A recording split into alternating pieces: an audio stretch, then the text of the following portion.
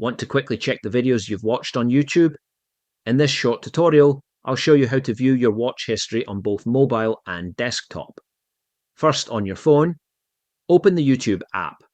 Tap your profile picture in the bottom right corner. Select History. Here you'll see all the videos you've watched while signed in.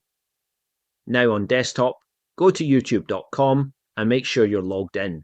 On the left-hand menu, click History. Your watch history will appear right here, and you can even search through it. If you don't see a video, it may be because you are signed out using incognito or have paused your watch history. You can also clear or pause your history in this section. And that's it. That's how you view your YouTube watch history on mobile and desktop. If this helped, don't forget to like the video and subscribe for more quick tutorials.